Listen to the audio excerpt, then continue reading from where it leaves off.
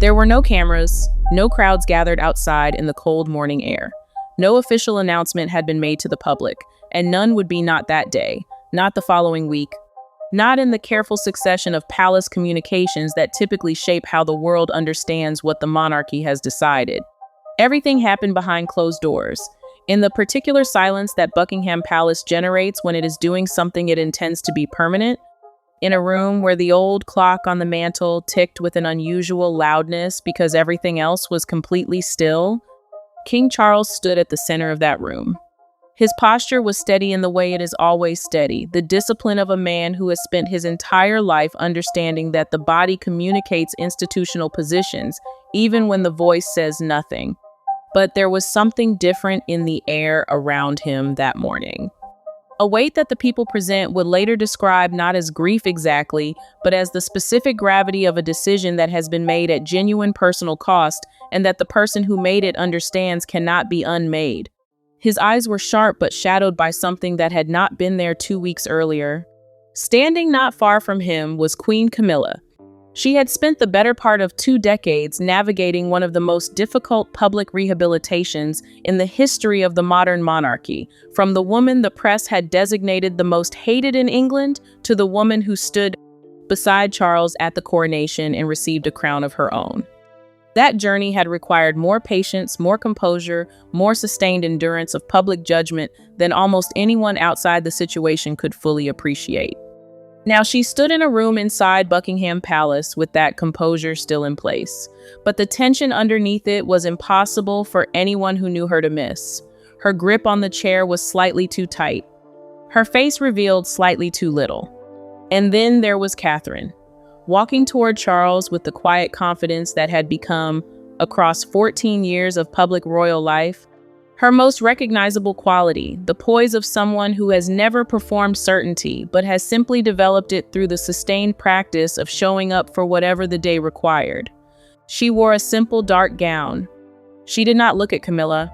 Her gaze was fixed forward, toward Charles and toward what he was holding in a green velvet box that he had just lifted from the table beside him. Inside the box was a crown associated, since the coronation, with Camilla's position and with the specific authority that position had carried within the palace's internal hierarchy. As Charles opened the box and the light from the room's high windows caught the diamonds and scattered small bright flashes across the walls and ceiling, everyone present understood in the wordless way that people understand things in rooms where words have not been spoken, that what was about to happen was not a ceremony in any normal sense. It was a verdict. A message written in the language the monarchy speaks most fluently, the language of objects, of proximity, of who is standing where and what is being placed on whose head in the presence of whom. Charles lifted the crown. His hands showed the slightest hesitation, not indecision, but the specific pause of someone marking a moment they know will divide everything into before and after. He did not look at Camilla, he walked toward Catherine. And he placed the crown on her head with the careful precision of someone who has rehearsed the action many times in his mind and is now performing it exactly as he intended, without flourish, without drama, with only the weight of what it meant. This is the story of how that moment came to exist, the blue folder that arrived on his desk, the investigation that followed, the confrontation in the private sitting room, the vault with the laser alarms and the white cotton gloves, and the decision that even the people who understood it completely could not have entirely predicted. And it is the story of what the crown on Catherine's head means for the monarchy that Charles has spent his reign trying to define. 10 days before the ceremony, Buckingham Palace appeared as it always appeared from the outside, grand, calm, untouched by whatever was happening in the rooms that the public never sees. The guards maintained their steady rhythm in the courtyard. The press briefings were managed with their usual precision. The schedule of official engagements proceeded without interruption. From any external vantage point, nothing was different. Inside Charles's private study, the air felt different. He had been described by people who worked closely with him across the early months of 2026 as carrying a particular kind of stillness, not his usual reflective calm, but something with an edge to it. The stillness of someone who has received information and is processing it slowly and carefully before deciding what to do. On his oak desk, surrounded by the stacks of state papers and diplomatic correspondence that constitute the daily texture of a monarch's work, one item stood out: a dark blue folder that did not belong among the others. It was not a diplomatic report. It was not a charity initiative or a briefing on Commonwealth matters. It was a quietly troubling summary of subtle changes happening within the palace. Changes that had been ongoing long enough to have left a documentary trail, but recent enough that the trail had not yet been noticed by the people outside the small circle who had assembled it. Charles read the folder slowly. The details it contained had the specific quality of things that look harmless in isolation and troubling in sequence. Mentions of Laura Lopes, Camilla's daughter from her first marriage to Andrew Parker Bowles, appearing on scheduling lists for ceremonial roles at national events. Her name added to lists for meetings that were not public knowledge. Small adjustments to protocols that had not been formally authorized through the standard palace channels. None of these things, read individually, would have caused alarm. Charles had always treated Laura with genuine warmth. He had welcomed her as part of the extended family that Camilla had brought into his life. He had observed her organizational abilities with genuine respect. He remembered the afternoons at Clarence House when Camilla had mentioned, with the particular pride of a mother who loves her child and wants the world to recognize what she sees, that Laura had ideas worth listening to, that the monarchy could benefit from the kind of perspective that someone close to it, but not fully inside it, could provide. Those memories now sat alongside the documents in the blue folder, and in that context, they looked different. Private meetings between Camilla and a small group of legal advisors meetings whose minutes had not entered the normal record-keeping process. Personal letters bearing Camilla's private seal delivered to important royal supporters, each one introducing, in careful and indirect language, the idea of a new kind of role for Laura Lopes.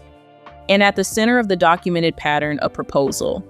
A formal written proposal for an official paid position for Laura within palace operations, not a ceremonial role, not an advisory capacity, but a position carrying genuine operational authority. The proposal had been prepared with the level of detail that indicates serious intent rather than exploratory thinking. It had been shared with specific advisors. And those advisors had been given the impression through language that, read carefully, implied rather than stated, but was designed to imply with sufficient force, that the implication functioned as an assertion that the proposal reflected the king's own wishes. Charles read that section of the folder twice. His name had been used to support an initiative he had never authorized and of which he had been entirely unaware. The cold feeling that moved through him as he understood this was not simply anger at the specific deception.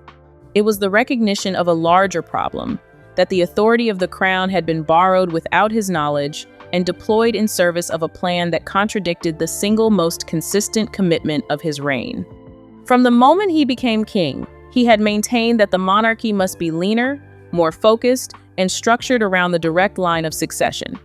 Whatever his private feelings about the extended family members his marriage had brought into proximity with the institution, he had been clear that proximity was not the same as inclusion, and inclusion was not the same as authority.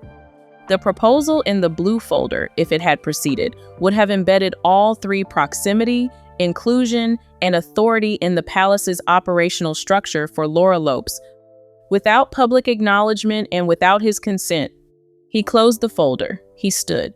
He walked to the window and looked down at the courtyard below, where the guards continued their unbroken rhythm, indifferent to everything happening above them. Then he reached for his fountain pen and underlined two names, senior advisors whose signatures appeared on documents connected to the plan. Each slow, deliberate stroke of ink was the beginning of a response he had not yet decided how to complete.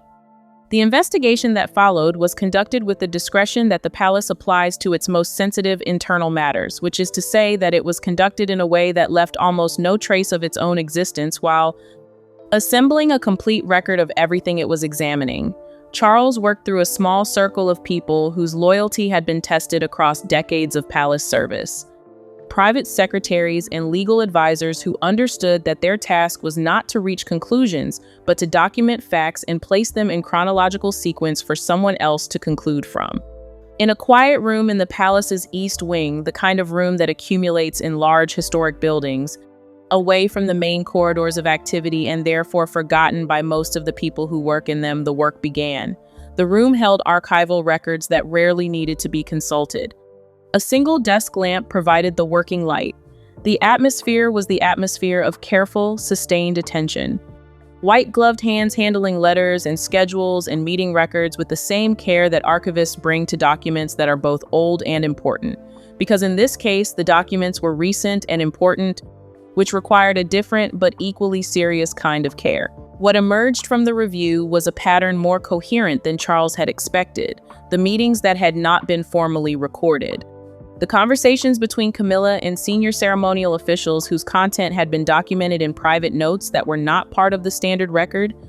The letters bearing her private seal that had introduced the idea of Laura's expanded role to a network of supporters who had been chosen, it was clear, because of their specific positions within the palace's decision-making architecture. Each element pointed to the same conclusion. This had not been spontaneous. It had been designed. The most troubling discovery came late in the investigation. Hidden within the assembled documents was a draft plan, a detailed outline of arrangements for Laura Lopes to participate in future national and overseas tours. The plan did not describe her role as a companion or a guest of the family. It described her as representing the Queen at certain cultural events. That designation representing the Queen carried specific institutional weight. It was a designation that had historically been reserved for senior working royals whose position within the line of succession gave their representation a constitutional legitimacy. To assign it to someone outside that structure, quietly and without public acknowledgement, was not a minor protocol adjustment. It was a fundamental repositioning of where formal royal authority resided. Charles read the evening summaries of these findings in his study, alone, often standing rather than sitting. His gaze would sometimes drift from the pages to the portrait of Queen Elizabeth II that hung on the wall, her expression in the painting carrying the settled certainty of someone who had spent 70 years choosing institution over impulse and had developed, through that sustained choosing, a form of clarity that looked from the outside like serenity. He would look at her and then look back at the documents. His hands would clasp behind his back in the habit that returned whenever his thoughts became sufficiently troubled to require the physical grounding of that posture. He was processing something that had two dimensions, which could not be resolved simultaneously: the institutional dimension, which required action, and the personal dimension, which required everything else. When Charles sat across from Camilla, they were separated only by the small round table in the private sitting room at Clarence House. The physical distance between them had never felt larger. For a long moment after he sat down, he said nothing. Then he slid the green-covered file across the table toward her. His eyes, which had, across 30 years of a complicated and ultimately triumphant love story, reliably communicated warmth when they found her face, were cold in a way she had not seen before. Not hostile, not theatrical, simply closed to her in a way that the warmth had always prevented. Camilla did not open the file immediately. She looked at him first. Her deep blue eyes showed none of the fear that the situation warranted. They showed instead a quiet stubbornness mixed with the particular kind of hurt that comes from being confronted with something you did not believe was wrong. She adjusted the pearl necklace at her throat, a small, steadying gesture she returned to in moments of internal pressure, and held his gaze without looking away. From her perspective, sitting in that chair, the documents in the file were not evidence of betrayal.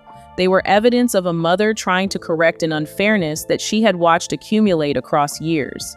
Laura had spent her adult life in proximity to one of the most significant institutions in the world and had remained, through no fault of her own, always slightly apart from it. She was loyal, capable, and deeply committed to the family she had married into through her mother's marriage to the king. The photographs on the walls of the rooms they moved through together, the family gatherings, the private celebrations, the moments that accumulate into a life, showed Laura always present, always warm, always contributing, and always, in the institutional sense, categorized as an outsider. Camilla had decided that this categorization was no longer something she was prepared to simply accept. She had not thought of herself as circumventing the king's authority. She had thought of herself as exercising a mother's judgment about what fairness required. Charles's voice, when he finally spoke, was low and controlled with a slight tremble at its edges. That was not weakness, but the specific vibration of someone managing a genuine emotion through an act of disciplined restraint. He did not make accusations. He spoke about limits. He spoke about the boundaries between family feeling and institutional authority, the boundary that existed not because he lacked love for the people on its other side, but because the institution he had sworn to protect had survived. For 1,000 years, precisely because that boundary had been maintained. His fingers tapped the table lightly as he spoke, each soft contact with the surface carrying the quality of a quiet warning. When he reached the section of the documents describing plans to include Laura in future royal tours in a representational capacity, Camilla turned her face away from him. She looked at the wall covered in family photographs and said nothing. The photographs showed what she had described to him before, a daughter who had given her loyalty to this family and received in return a position at its edges. Her silence carried more weight than an argument would have. It said, "I see why you are angry, and I am not apologizing because I do not believe I was wrong." It said, "You have the authority to do what you are going to do, and I cannot prevent it, and I am not yet prepared to agree with it." Charles gave her the ultimatum in the direct, unambiguous terms of someone who has decided that clarity at this stage is more respectful than diplomacy, complete acknowledgement of what had been done. Immediate cessation of all efforts to establish Laura in any role within the palace's operational structure. No compromise, no negotiated middle ground, no arrangement that preserves some version of the plan while appearing to comply with the instruction. His gaze did not move from her face as he delivered it. When he was finished speaking, Camilla stood. Her movements were heavy in the way that movements become heavy when the body is carrying something that the mind has not yet fully accepted. She gathered the few things she had brought to the table. She did not apologize. She walked out of the room with the particular dignity of someone who has decided that whatever she has lost, she will not add her composure to the loss. Charles went to the royal vault alone. The security infrastructure surrounding it, the laser systems, the monitored entry protocols, the environmental controls that had been designed to preserve centuries of irreplaceable objects continued its silent operation as he entered. He walked through the section where objects of immediate ceremonial significance were kept and stopped in front of a specific display case. Inside it was the crown Camilla had worn on the day of the coronation. It was a magnificent object in the specific way that objects become magnificent when they carry the accumulated meaning of the occasions they have been part of and the history of the people who have worn them. The diamonds caught whatever light was available in the vault and held it in ways that made the object seem to generate its own luminosity.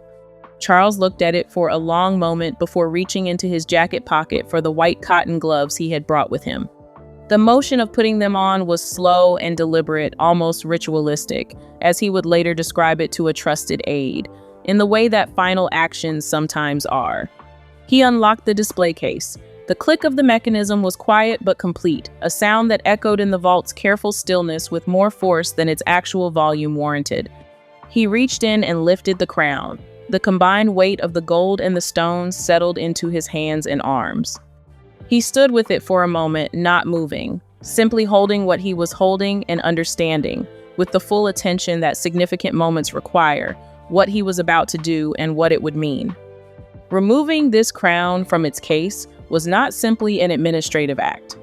It was the removal of a symbol that represented Camilla's institutional position within the monarchy, the tangible object that communicated to everyone in the palace who understood the language of such things, where she stood, and what authority that standing carried. Camilla understood this language as well as anyone.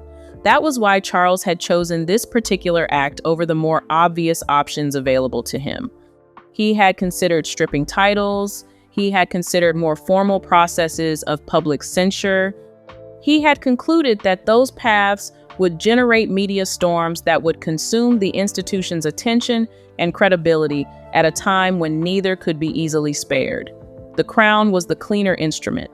Its removal required no press conference, no parliamentary involvement, no official explanation that would itself become a story. It simply communicated, in the language that those within the institution spoke fluently, that something had changed. In her private chamber, Camilla sat at her dressing table and did not meet her own reflection. Her fingers traced the empty velvet box that had held the crown after major events, the particular habit of reaching for something that was no longer there. She understood already because she knew the palace's operational rhythms well enough to know when something had shifted within them that the crown had been moved. The privileges that had accompanied her position would follow. Private audiences that had previously required her involvement would be rerouted. Proposals bearing her signature would receive a different quality of attention than they had before. The influence she had built, steadily and patiently, across the years since the coronation would remain partially intact but would no longer be centered in the same way. She had become, in the specific terminology the palace never used, but everyone inside it understood, a queen without the full aura of her office. Charles did not return the crown to storage. He instructed the royal jewelers to clean it and prepare it for a new purpose. The instruction itself was the declaration. He picked up his pen and signed the royal asset transfer order.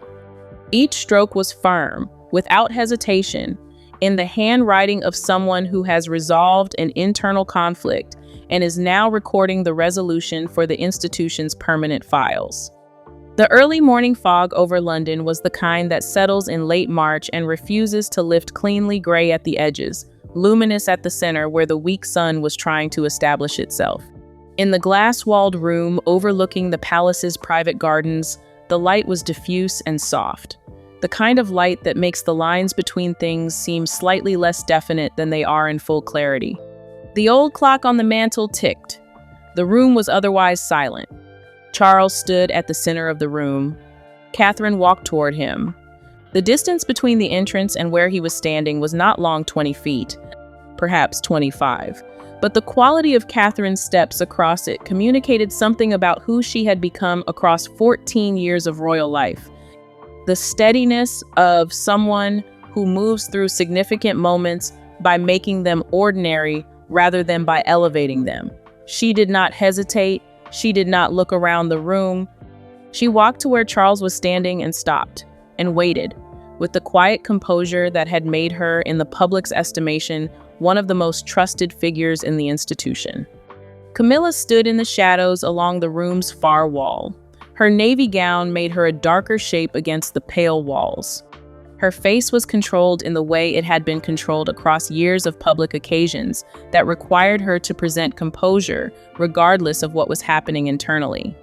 The grip on the chair near her right hand was slightly too firm for the grip of someone simply standing at ease, the single physical tell of the effort the composure was costing.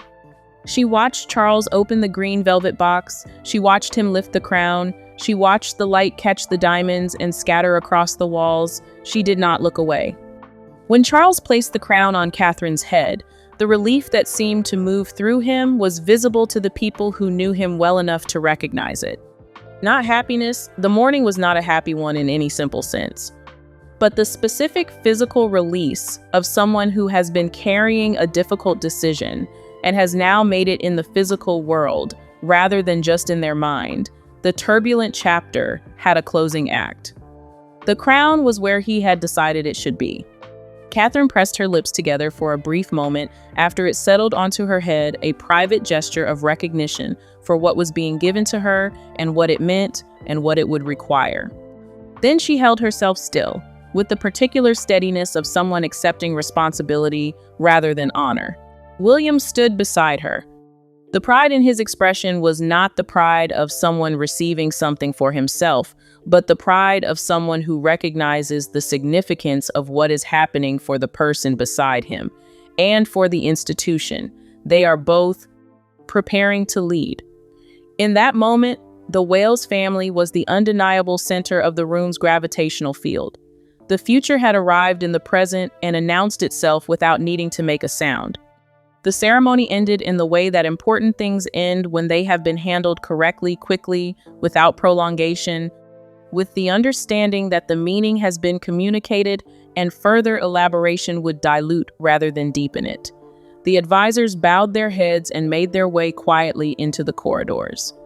Catherine gave a small curtsy and turned, her steps calm on the polished wooden floor. Charles remained in the room for a moment, alone, looking at nothing in particular, allowing the morning to settle around him.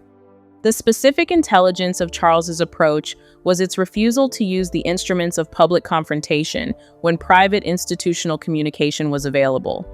He had considered the more dramatic options, formal censure, the kind of explicit title stripping that had been applied to Andrew in 2025. The public announcement that would have transformed a private family and institutional matter into a media event of the first order.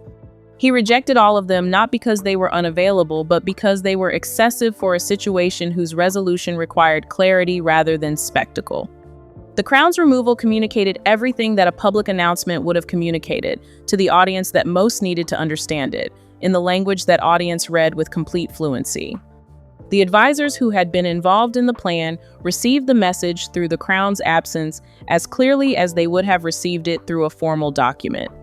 The senior household staff who managed the privileges associated with Camilla's position received it through the operational changes that followed.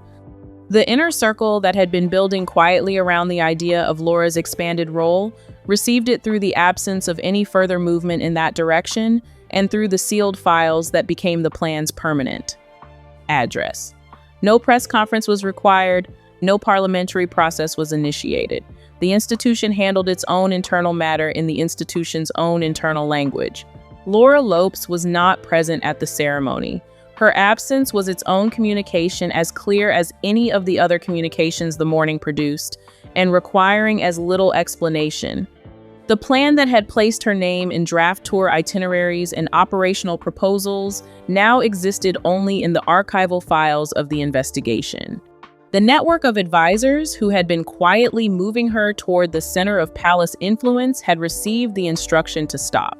The question of whether the plan had been a reasonable response to a genuine unfairness, whether a daughter who had given her loyalty to a family deserved more institutional recognition than the arrangement had provided, remained a question that the institution had declined to address. That was not its function. Its function was to maintain the line between family and succession, and the line had been tested and the institution had responded. The choice of Catherine as the crown's new bearer was not simply the choice of the nearest available person. It was a statement about the shape of the monarchy Charles had been constructing since his coronation, a statement that the crown's transfer, in its specificity and its timing, made more legible than any of his previous actions. Catherine had been building institutional standing since 2011, with the patient consistency of someone who understood that trust is accumulated rather than asserted. She had shown up for 14 years of official engagements, public appearances, and institutional obligations without the kind of public grievance or private drama that had destabilized other royal relationships. She had managed her own serious health crisis with a composure and transparency that had increased public trust in her rather than diminishing it. She had built, alongside William, a Wales household that was disciplined, focused, and structured around the direct line of succession in exactly the way that Charles's vision of a slimmed-down monarchy required. Placing the crown on her head was Charles's clearest possible statement about which of the available models for royal life his institution endorsed. Not the model that sought to extend the royal circle's boundaries to accommodate family sentiment. Not the model that treated proximity to the crown as convertible into operational authority. The model that was built around the direct line, around the people who would carry the institution forward through the constitutional channels that had sustained it across centuries, around the patience and discipline and public service that had always been the monarchy's justification for its own existence. Catherine standing in that room with the crown on her head and William beside her was the image Charles had been working toward since the day he was crowned, the image of the future he was preparing to pass to them, organized around the values he believed made the institution worth preserving. The crown on her head was not decorative, it was directional. It was the monarchy pointing at itself and saying, "This is where we are going, this is who we are going with, this is what we believe the institution is for." Camilla's position in the days following the ceremony was the position of someone navigating the specific difficulty of a consequence they had brought on themselves and could not argue was unjust without conceding that they had done something that required a consequence. She retained the title of Queen Consort. She retained the formal standing that the title conferred. What she had lost was the institutional infrastructure around that, standing the privileges, the operational involvement, the quiet authority that had been making Laura's expanded role seem both possible and plausible. The advisors who had been her allies in the plan began the careful process of repositioning themselves that people inside institutions undertake when the wind changes direction. Private audiences that had previously included Camilla's involvement were restructured. Proposals that had carried her endorsement were reviewed with a different quality of scrutiny. The influence she had spent years building, patiently and systematically, within the household's decision-making apparatus did not disappear entirely. It diminished and reorganized itself around what the morning had established as the new configuration of authority. Camilla understood all of this as it happened. She had spent enough time inside the institution to read its signals with complete accuracy. What she had not done was capitulate to the emotional logic of the situation and collapse into a performance of regret that she did not feel. Her withdrawal from the morning ceremony to the room's periphery had been a calculated act, the statement of someone who recognizes that the field of engagement has changed and is choosing the position within the new configuration that preserves the most dignity.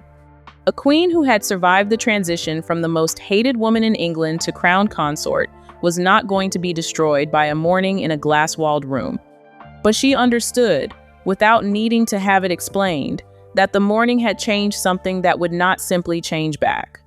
Tom Parker Bowles and Laura Lopes existed now at the distance that the institution had always intended them to occupy, the distance of family members who were loved and welcomed at personal occasions, but who did not hold institutional roles and were not moving toward them. Laura's sealed files, the draft tour itinerary, the proposal for the official paid position, all of it in the archival record of an investigation whose existence had never been publicly acknowledged. None of it going forward in the operational future of the palace. Charles stepped onto the balcony after the room had emptied. Below him, the guards continued their rhythm in the courtyard, the change of shift that happens at the same time every day, regardless of what has occurred in the rooms above it. He watched them for a while. He had described this view, in a different context and a different conversation, as the thing that reminded him most reliably of what the institution was actually for. Not the ceremonies, not the crowns, not the diplomatic events and the state occasions and the carefully managed press briefings, but this, the steady rhythm, the unbroken continuity, the work that goes on whether anyone is watching it or not. He had made a decision that would be described by the people inside the institution who knew about it as one of the most significant of his reign. Not because of what it involved publicly, it had involved nothing publicly, and that was partly the point, but because of what it revealed about the kind of king he intended to be and the kind of institution he intended to leave, he had placed the needs of the monarchy above his relationship with his wife.